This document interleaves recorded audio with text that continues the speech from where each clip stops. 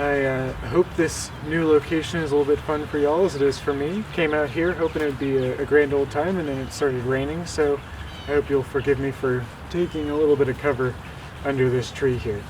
What I wanted to talk to you today was the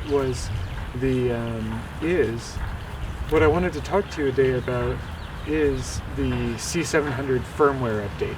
But first I want to kind of give you some background on the C700.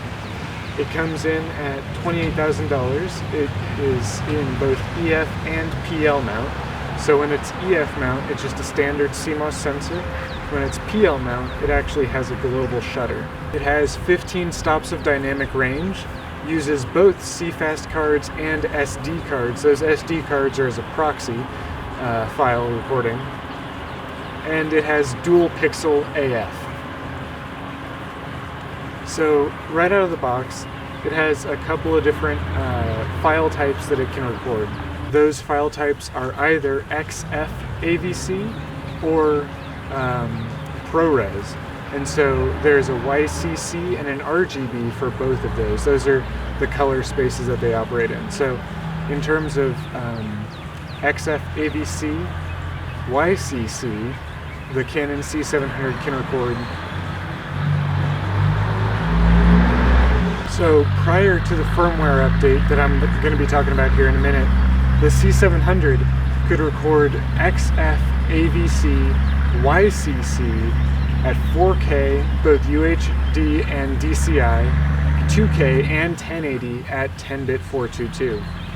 Additionally, at XF AVC RGB, which I'm assuming is an Adobe color space, it could record 12-bit 422 for all four 4K, DCI, UHD, 2K, and 1080p. So for the RGB color space, XF AVC RGB, the C700 can record 444 12-bit 4K DCI and UHD, as well as 2K and 1080p. For the ProRes YCC, it's again all of the file formats are supported at 10-bit 422. And with ProRes RGB, the C700 supports both 2K and 1080 at 12-bit 444. Additionally, just as some fun facts, C700 has a wide dynamic range mode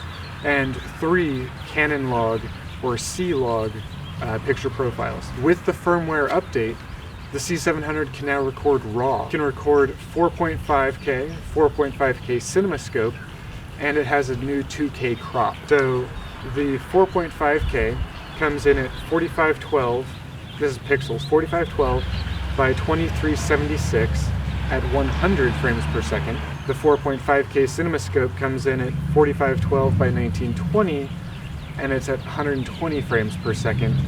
And the 2K crop is 2048 by 1080, and it has 240 frames per second. And that's a ProRes file. So kind of to go over the rest, because there's a lot of additions here. In terms of 4K, with DCI 4K, you see a new ProRes 422 HQ at 60 frames per second, a new UHD ProRes 422 HQ at 60 frames per second, and the really exciting stuff is happening here at 2K, in my opinion at any rate, because there's 4 new ProRes formats available, and that is everywhere from a 422 HQ at 120 frames per second to a 4444 XQ at 60 frames per second to 4444 at 60 frames to a crop of ProRes 422 HQ at 240 frames. The 1080p also has seen some upgrades. It also has 4 new ProRes file format options. It has ProRes 422 HQ at 120 frames per second, 4444 XQ at 60 frames per second, 4444 at 60, and a crop of ProRes 422 HQ at 240 frames per second. I see these upgrades to the C700 as kind of pivotal, because this is a camera that when it came out, my opinion at the very least was that it was hugely overpriced for the value proposition it was offering. So it seems to be turning into a camera that is more useful and more approachable and that more people could want to use.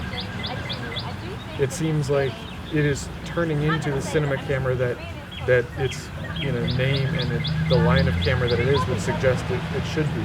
And finally, I think that this firmware update is coming at a unique time when Canon is also about to release a firmware update for the 5D Mark IV that should give it Canon log and 4K, 2K, 3K, all in file formats that are much more accessible, much easier to use, much more user-friendly for someone who isn't dealing with a huge budget for memory cards at the very least.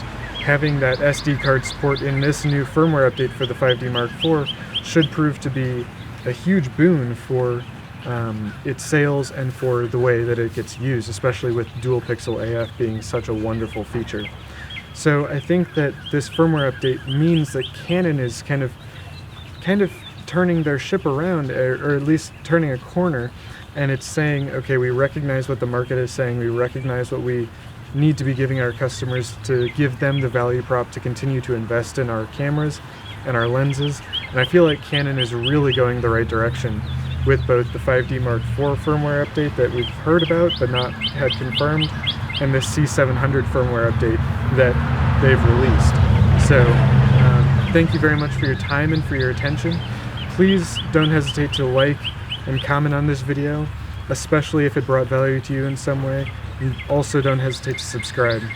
Please as well check out my Patreon page. I'm trying to build another sort of revenue stream because YouTube doesn't pay very well. And I'd like to be able to bring you more and better content about the camera industry, and that would be the best way for you to help me realize that dream together. So thank you very much, and I'll see you in the next one.